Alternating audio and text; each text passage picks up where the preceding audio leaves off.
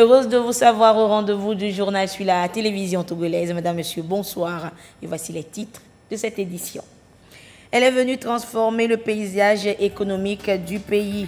Depuis sa mise en place, la plateforme industrielle d'Adeti Copé s'illustre comme une véritable concrétisation de la vision du chef de l'État de faire du Togo une plaque tournante de l'économie nationale et sous-régionale. On évoque une fois encore dans cette édition la mémoire de feu président Nyazingbe Yadema, les témoignages sur la vie et surtout l'impact de l'illustre disparu sur le continent ne tarissent pas. Ce soir, vous écouterez un récit de l'ancien président malien Omar Konaré. Et puis la loi de finances exercice 2025 a découverte sous toutes ses coutures hier par les chefs d'entreprise. Une initiative de la Chambre de commerce et d'industrie du Togo qui veut ainsi leur permettre d'être au parfum de l'actualité économique de cette année. Voilà pour les titres.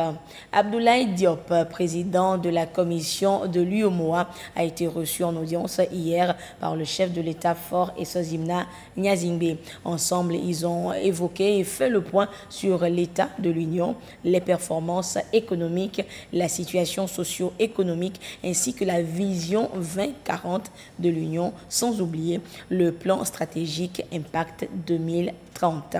Nous écoutons le président de la commission de l'UEMOA aux sorties d'audience au micro de Ramdan Bassina. Je viens d'être reçu par le président de la République comme à l'accoutumée pour venir lui faire le point sur l'état de notre union. Cette rencontre a été aussi l'occasion pour moi de le féliciter pour sa disponibilité et également tout son engagement pour la marche de notre union qui, malgré le contexte, connaît des performances à saluer en termes de résilience et de dynamique économique. Donc nous lui avons fait le point sur tout cela et naturellement le Togo est un de nos pays champions en matière de dynamique économique avec un taux de croissance qui est au-delà des 6%. Et sur le moyen terme, cette dynamique sera maintenue. Donc nous l'avons salué et cela conforte naturellement la situation globale de notre union. Je suis arrivé au Togo, comme vous le savez, au lendemain de la célébration du 20e anniversaire du rappel à Dieu du président Nyazingbe Yadema. C'était l'occasion aussi de rendre hommage à ce père fondateur de notre union, qui a été un des champions de l'intégration économique sous-régionale, qui a été un champion dans l'avènement et les performances que notre union a connues depuis 1994. Donc ça a été pour nous une occasion de rappeler ça, de rendre hommage aussi à notre façon. Donc voilà pour tout ce que le Togo a apporté à la marche de notre union. Nous avons aussi discuté de la situation sous-régionale, comme vous le savez, une situation sous-régionale qui, au plan sécuritaire, connaît quelques difficultés, mais contre lesquelles les États font beaucoup d'efforts pour permettre aux populations de vivre de façon apaisée, retrouver disons une vie normale, une activité économique normale, et nous savons ce que le président de la République, le président Faure, joue dans ce domaine-là. Donc nous avons tenu à saluer cela et je pense qu'il était important de le dire.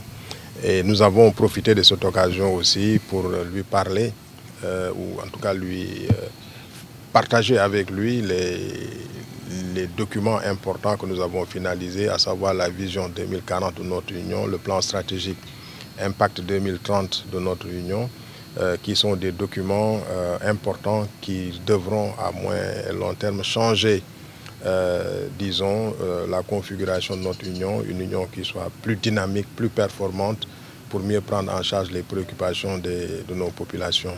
Et nous avons retrouvé dans ce que nous avons fait au niveau notamment du plan stratégique, beaucoup d'alignement, beaucoup de concordance avec les politiques et réformes qui sont menées au niveau du Togo.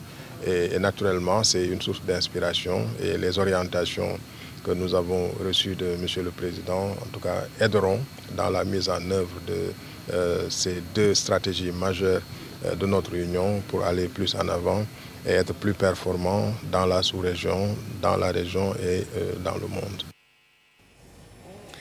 Le paysage économique du Togo est en pleine transformation grâce à des initiatives stratégiques comme la plateforme industrielle d'Adétique PPIA. Et l'impact de cette plateforme sur l'économie est considérable. Cette infrastructure a déjà généré plusieurs milliers d'emplois directs et indirects et continue d'offrir de nouvelles perspectives aux très petites et moyennes entreprises. Voyons cela avec Carmen Madji à Capo.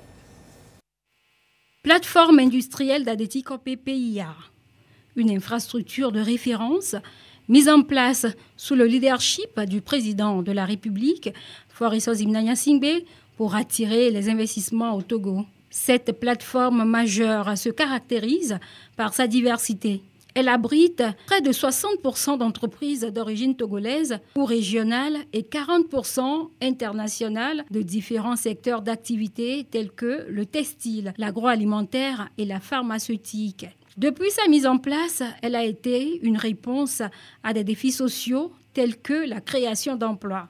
La plateforme s'affirme comme une solution efficace pour intégrer un grand nombre de jeunes sur le marché du travail. Selon des données disponibles, en 2022, plus de 3000 emplois directs et indirects ont été créés. Les emplois générés par la PIA touchent divers domaines tels que la logistique, l'approvisionnement, les services et l'alimentaire. Cette diversification permet de soutenir non seulement l'économie locale, mais aussi d'accroître la résilience économique du pays face aux crises. Au-delà de la simple création d'emplois, l'effet de la PIA se mesure également à travers l'amélioration du niveau de vie des populations. Avec des emplois stables et rémunérateurs, les familles peuvent accéder à de meilleures conditions de vie, à l'éducation et aux soins de santé. Cela contribue à la réduction des inégalités socio-économiques et à l'émancipation des communautés, telles que déclinées dans l'axe 1 de la feuille de route gouvernementale. À terme, la PIA ambitionne de créer 35 000 emplois au Togo. En continuant sur cette lancée, le Togo pourrait voir son potentiel économique se réaliser pleinement, comme le souhaite le chef de l'État, Faure Gnassingbé, faisant du Togo un modèle pour d'autres nations en développement. Et je vous le disais également en titre, les témoignages des anciens chefs d'État africains sur la vie de leur ancien homologue, Feu Général Gnassingbé Yadema, se poursuivent. S'il était un homme reconnu, défenseur de la paix, sa diplomatie a également été l'une des meilleures dans les années 70-80. En honorant sa mémoire, l'ancien président du Mali, Alpha Omar Konaré, a évoqué une personnalité serviable qui était au service des autres. Et c'était à l'occasion de la commémoration du 20e anniversaire du rappel à Dieu de Feu Général Gnassingbé Yadema. Les détails de Ulrich Amega. Feu Général Gnassingbé Yadema disposait non seulement de toutes les cartes de résolution des différents conflits auxquels les pays africains faisaient face, mais aussi des idées novatrices pour construire une Afrique économiquement forte, un continent au rendez-vous des grands. Son efficacité à intervenir, son sens de dialogue et d'analyse, ses décisions audacieuses ne pouvaient échapper à l'appréciation de ceux qui l'ont connu et côtoyé tout le long de son règne. Que ce soit pour ses collaborateurs proches que lointains, il était un exemple de rigueur et du travail bien fait. Le président Yadema nous a adressé une correspondance à la veille d'un sommet de l'Union africaine qui aurait dû avoir lieu, qui a eu lieu au Togo. Voilà ce qu'il nous a envoyé ce jour. Il nous a dit, Monsieur le Président, je vous invite au sommet qui doit avoir lieu à Lomé du 10 au 12 juillet 2000. Cette rencontre traitera comme à l'accoutumée des questions essentielles touchant à la vie de notre continent. Dans le cadre de nos travaux, il est prévu une séance consacrée à un dialogue interactif qui débattra des sujets d'importance capitale pour l'Afrique. Je me propose d'engager nos pairs à cette discussion. À la suite de quelques consultations, mon choix s'est porté sur vous pour présenter au cours de ce dialogue le thème intitulé « Rôle des organisations économiques régionales dans le processus d'intégration africaine ». J'ai été invité par le président Eyadema à venir à ce sommet pour faire cette présentation. Et j'ai souhaité que ce sommet soit une réussite. Et ce sommet, je dois vous le dire, a été une réussite parce que ce sommet qui a ouvert la voie au sommet de 2013 de l'Union africaine. La dernière observation que je voudrais faire après ces deux observations. Le président Eyadema nous a invités à Kara à aller visiter un mausolée, la tombe de ses parents. J'étais ce jour-là avec lui, je l'ai regardé, il était entier, droit, pensif, et il m'a dit, ce sont les tombes de mes parents. Et il m'a montré un endroit, ça c'est ma tombe. Je l'ai regardé. J'ai dit, ça c'est votre tombe. Il m'a dit, le jour où je ne serai pas là, c'est là où je vais dormir. Je me suis dit, mais celui-là, il ne croit pas à un pouvoir éternel. Il ne croit pas, il ne peut pas croire qu'il est président à vie. Il sait qu'il va mourir. Il sait là où il va dormir. Donc le président Eyadema sait. Et que ce qu'il a en main, c'est un témoin passager et qu'il va partir. Et ce jour-là, c'est ce qu'il m'a invité très clairement. Je l'ai observé, mais il était serein, serein.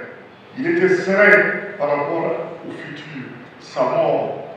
Il n'avait pas peur. Il savait qu'inévitablement, c'était au bout du parcours. Et il l'assumait. Il l'assumait dans ses fonctions, il l'assumait. Je tenais à apporter ces témoignages concernant notre travail. Je voudrais enfin dire merci au président Faure de nous avoir invités ici. Nous formulons des vœux pour la paix dans le pays frère du Togo. Le Togo, ce n'est pas un pays frère étranger, c'est notre pays. Le Togo, c'est notre pays. Le Togo est un grand pays par le symbole, un grand pays par l'engagement. Nous formulons des vœux que la paix règne dans ce pays, frère, pays ami. Nous formulons des vœux que la paix règne en Afrique et dans tous nos pays. Les 2 décennies de disparition n'ont donc rien effacé du riche héritage laissé par la personnalité. Le général avait la passion de son pays et de ses habitants. Véritablement un destin commun qui a fait du Togo un pays aux grandes ambitions. Paix, stabilité, réconciliation, progrès et développement durable du Togo et de l'Afrique. Son chantier était immense, sa volonté de même, jusqu'à son dernier jour sur terre.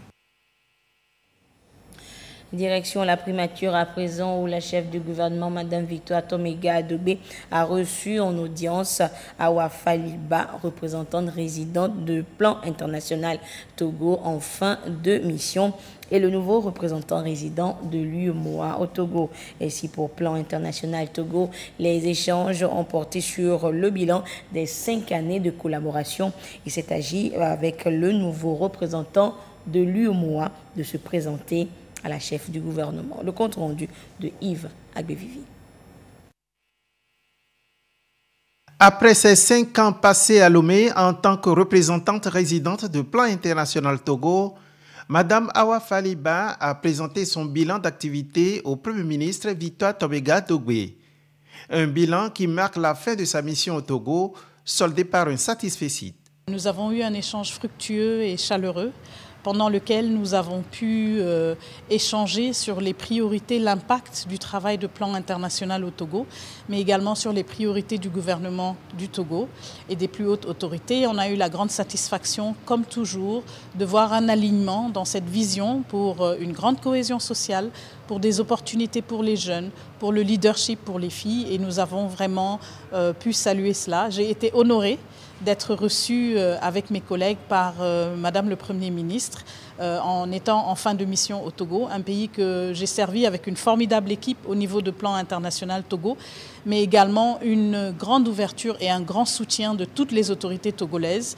Et c'était un grand moment solennel pour dire un grand merci à toute l'équipe gouvernementale qui n'a jamais ménagé d'efforts lorsqu'il s'agissait et lorsqu'il s'agit toujours du droit des enfants, de l'égalité pour les filles et de toutes les opportunités pour la jeunesse togolaise. Après la représentante de Plan International qui poursuit son accompagnement après 36 ans au Togo, le chef du gouvernement a ensuite échangé avec le nouveau représentant résident de l'Union économique et monétaire ouest-africaine, UEMOA, M. Alioune Séné. Ce dernier est venu présenter ses civilités à Madame le Premier ministre.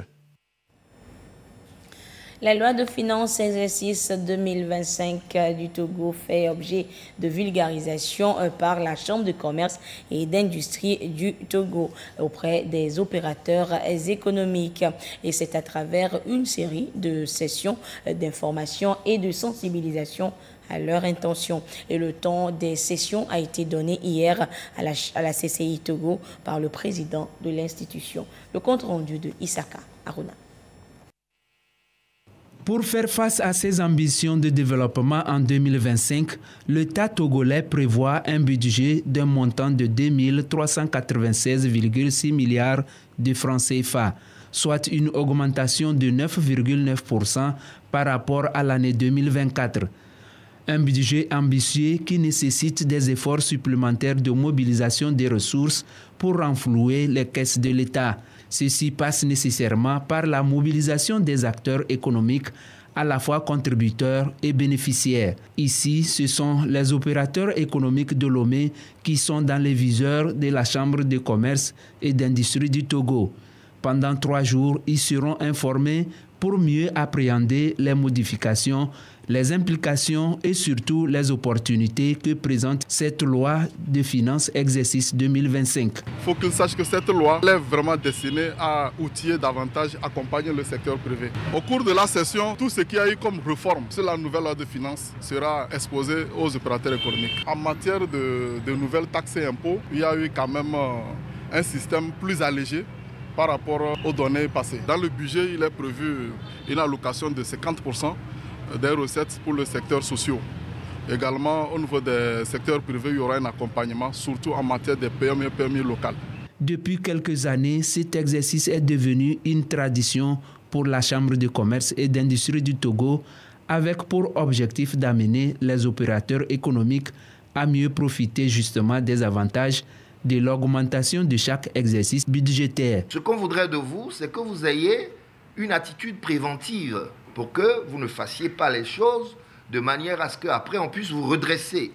Et lorsqu'on redresse une entreprise, une petite entreprise, et qu'on lui demande de payer tel montant, eh bien fatalement, si l'entreprise n'est pas capable, elle disparaît. Nous sommes dans cette optique-là, c'est pour vous former, faites de la formation, renforcer les compétences. Je voudrais tout simplement que vous soyez attentifs à cette formation, de manière à ce que vous puissiez tirer profit. Cette session d'information et de sensibilisation de Lomé se déroule simultanément avec celle des autres villes. Elles sont censées toucher une grande partie des localités du pays. Économie toujours pour le mercredi de l'entrepreneur de ce mois. L'Agence nationale de promotion et de garantie de financement des petites et moyennes entreprises a initié une formation à l'endroit des opérateurs économiques des petites et moyennes entreprises. L'objectif est de leur faire découvrir l'importance de la tenue d'une comptabilité au sein de leur entreprise. Giovanni Afangvidi. Une gestion rigoureuse de la comptabilité, un pilier fondamental pour le bon fonctionnement de toute entreprise. Consciente de cette nécessité, l'Agence nationale de promotion et de garantie de financement ANPGF forme les opérateurs économiques à tenir une bonne comptabilité actualisée chaque année, une exigence pour leur permettre d'être plus compétitives. La tenue systématique d'une comptabilité aujourd'hui, quelle que soit la taille de la structure, s'impose. Si vous souhaitez bénéficier d'un crédit, que ce soit au niveau de la banque commerciale ou bien au niveau de certains partenaires financiers, vous avez besoin d'une information financière de qualité. Donc une PME qui ne tient pas sa comptabilité aura du mal à produire cette information financière. Une mauvaise comptabilité peut être dommageable fiscalement et légalement pour toute entreprise. Il est donc crucial de maintenir une rigueur dans la comptabilité de toute entreprise car celle-ci comporte de nombreux avantages. La bonne tenue d'une comptabilité est un facteur de succès d'une entreprise. Dans le cadre de la recherche des financements, les investisseurs exigent toujours d'avoir des informations financières claires, précises et exactes de l'entreprise avant de mettre en place le financement ou dans la prise de participation dans une entreprise. Et la bonne tenue de la comptabilité permet d'établir des états financiers clairs et renforce la crédibilité de l'entreprise. Lorsque les états financiers sont bien tenus, les investisseurs sont plus enclins à mettre en place les financements. Outre le programme Mercredi de l'entrepreneur, l'ANPGF s'engage à soutenir les opérateurs économiques, notamment les PME-PMI, à travers des sessions de renforcement de capacité et des journées de formation. L'objectif est de leur offrir une meilleure compréhension des enjeux et thématiques actuelles. Thiévié, chef-lieu de la région maritime, a accueilli la 4e édition de l'ONAT à la rencontre du Togo. Un événement qui a permis donc à l'Ordre national des architectes du Togo de se rapprocher davantage des populations. Et cette édition a coïncidé avec le 35e anniversaire de l'ONAT, placé sous le thème « L'architecture au service d'un logement abordable, défis et opportunités ». Clarisse Aticler. Thiévié, ville de l'architecture. L'acte 4 de l'ORT, l'ONAT à la rencontre du Togo, s'y déroule à l'initiative de l'Ordre national des architectes du Togo. L'ONAT célèbre ses 35 ans d'existence et veut davantage se rapprocher des collectivités.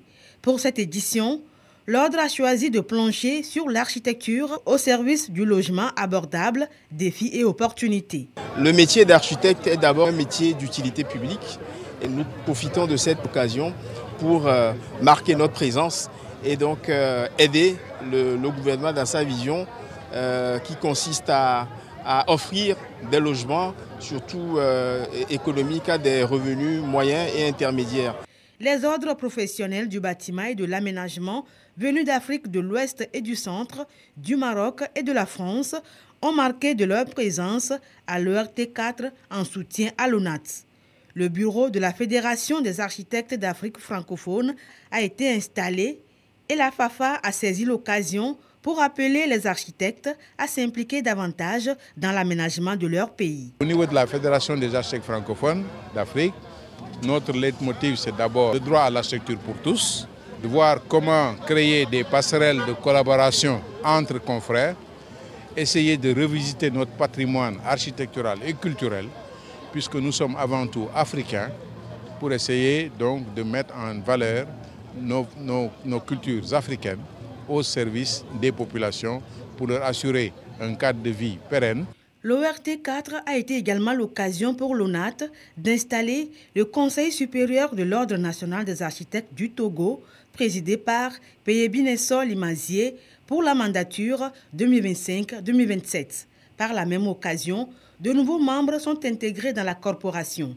21 nouveaux architectes ont donc prêté serment et sont inscrits ainsi au tableau de l'ordre.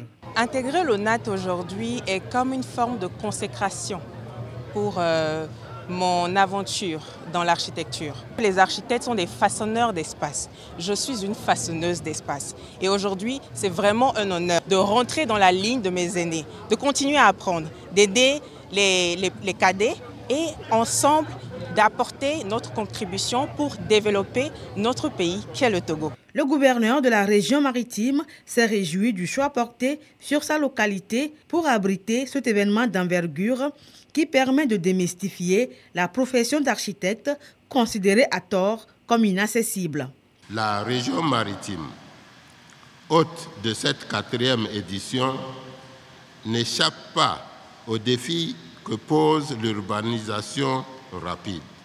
C'est donc avec gratitude et espoir que nous accueillons cette initiative de l'ONAT, car elle porte en elle les germes de solutions concrètes par des actions de proximité sociale. Le directeur de cabinet du ministre de l'Urbanisme, de l'Habitat et de la Réforme foncière, Komlan Edo, a, au nom de son ministre, salué la vision des architectes qui cadre parfaitement avec celle du gouvernement déclinée dans la feuille de route gouvernementale 2020-2025 et qui prend en compte la construction des logements sociaux.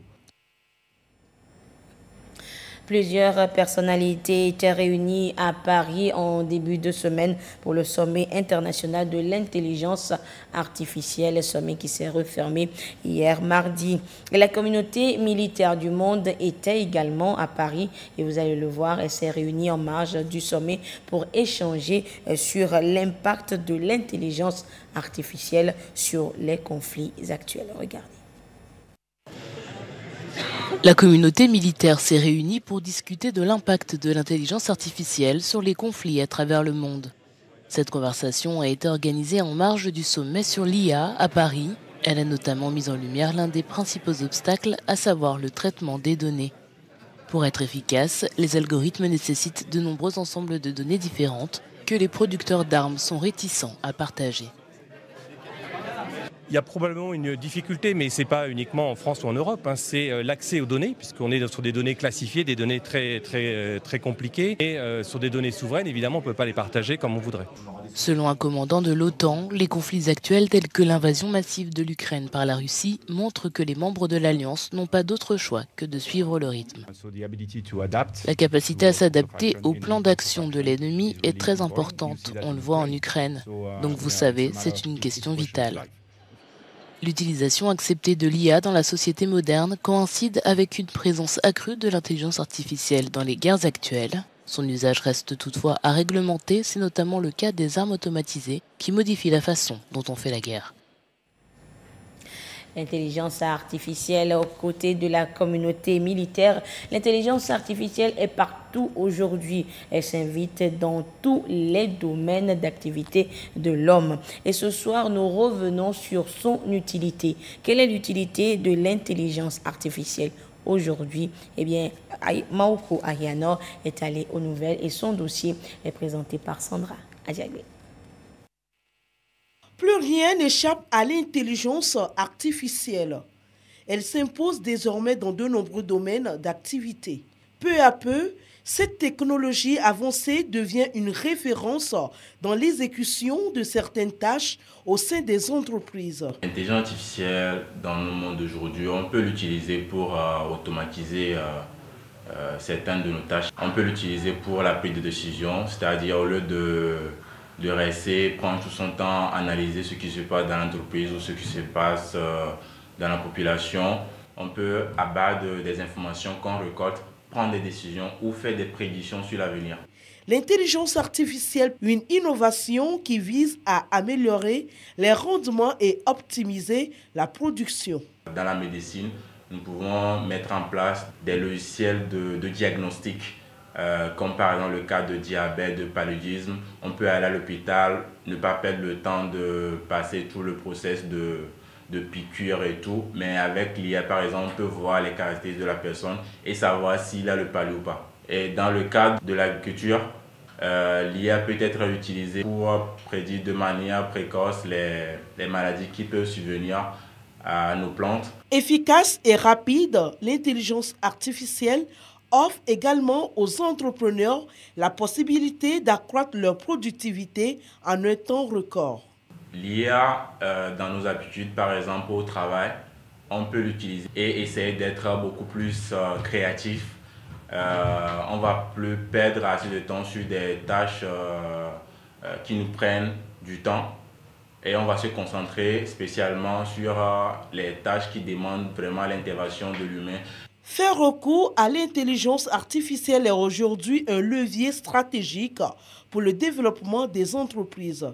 Sa capacité à imiter certaines fonctions humaines en fait un outil incontournable dans plusieurs secteurs d'activité. Cependant, l'intelligence artificielle ne saurait être le maître ni se substituer à l'homme, seul être doté de raison et concepteur même de cette technologie.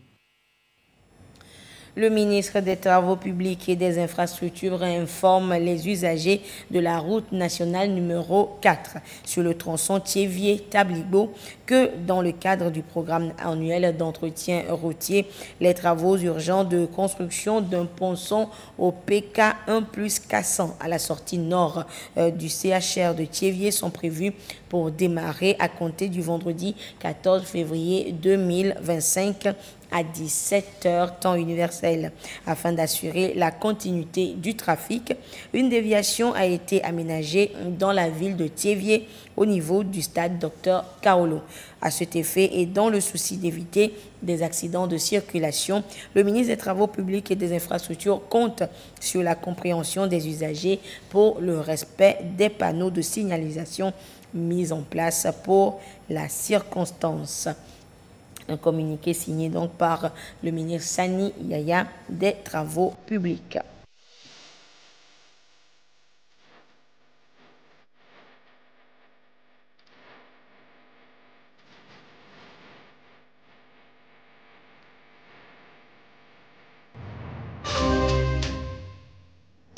Vous l'aurez compris par le générique, nous évoquons les élections sénatoriales à présent et peu à peu l'on se rapproche du 15 février, date retenue donc pour ces toutes premières élections sénatoriales au Togo. Les campagnes se poursuivent sur le terrain dans les différentes préfectures du pays. Les cadres du parti UNIR, Union pour la République, étaient au contact des grands électeurs. Partout où ils sont passés, ils ont expliqué les enjeux de ces élections avec une consigne claire de vote, voter les candidats Union pour la République, UNIR. Et on fait le point ce soir avec Ekoui Salah.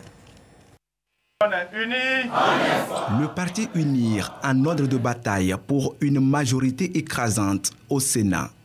Dans les différentes localités du pays, les cadres du parti vont à la rencontre des grands électeurs ainsi que de leurs militants à la base. Dans la préfecture de la Kosa, ils ont échangé avec eux sur les enjeux des élections sénatoriales du 15 février prochain. L'occasion pour les cadres du parti UNIR d'exhorter les conseillers municipaux et régionaux à voter en faveur de leur parti. Comme les députés, leur rôle, ça sera de voter les lois. Dans la préfecture de Rao, la campagne s'est poursuivie dans le canton d'Asrama. Ici, les cadres du parti ont également expliqué aux grands électeurs l'intérêt de la 5e République pour le Togo, notamment la mise en place du Sénat. Nous devons travailler pour la paix. Et pour cette paix, on a besoin du Sénat. Parce que Sénat, il y a le tout comme député.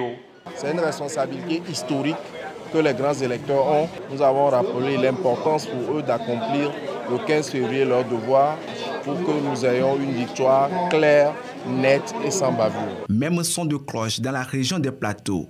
Dans les communes Ogout 2 et Ogout 3, tout comme dans la préfecture d'Amou, les militants du parti UNIR se sont associés aux grands électeurs pour écouter le message des cadres du parti. Une seule consigne de vote a été donnée aux conseillers municipaux et régionaux. Voter pour les candidats UNIR.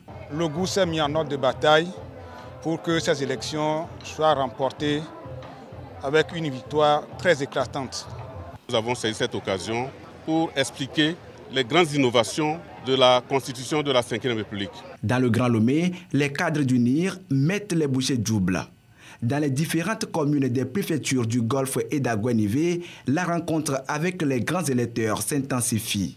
Ces cadres de discussion avec les militants ont également permis d'appeler l'électorat à se rallier aux idées du parti UNIR. Les enjeux sont cruciaux parce que Ces élections nous permettront d'installer le président du Conseil, mais aussi d'élire un président de la République pour notre beau pays, le Togo. Nous sommes très heureux d'avoir rencontré des populations prêtes à s'engager autour de son Excellence, Monsieur le Président de la République, vers l'installation des institutions de la Ve République. Les grands électeurs doivent aller voter le 15 février 2025 pour notre parti. Les cadres du parti UNIR comptent battre campagne jusqu'à la dernière minute, conformément au code électoral. Leur unique ambition, assurer une majorité au Sénat, comme c'est déjà le cas à l'Assemblée nationale.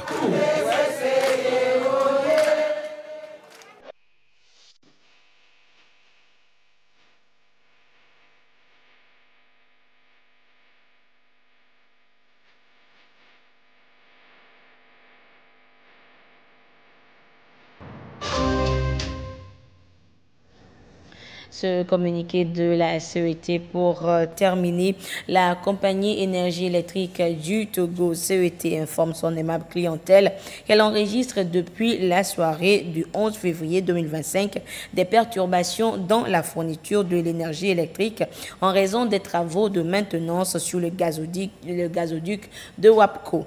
Ces perturbations se sont intensifiées ce 12 février à partir de 10h30 suite à la perte de la tension provenant du Nigeria. Les moyens de production électrique de la CET ont été immédiatement mobilisés afin de minimiser les perturbations dans la fourniture d'électricité. Les équipes techniques de la CET et de Transmission Company of Nigeria sont à pied d'œuvre pour la restauration du système électrique. En attendant le rétablissement de la tension provenant du Nigeria et la normalisation de la fourniture de l'électricité, des interruptions de service seront observées dans certaines zones du réseau de distribution. La direction générale de la CET présente ses excuses à sa clientèle pour les désagréments occasionnés et la remercie pour sa compréhension. Et c'est sur ce communiqué de la CET donc que se referme cette édition. Merci de votre fidélité à la télévision togolaise. Excellente suite de nos programmes. Au revoir.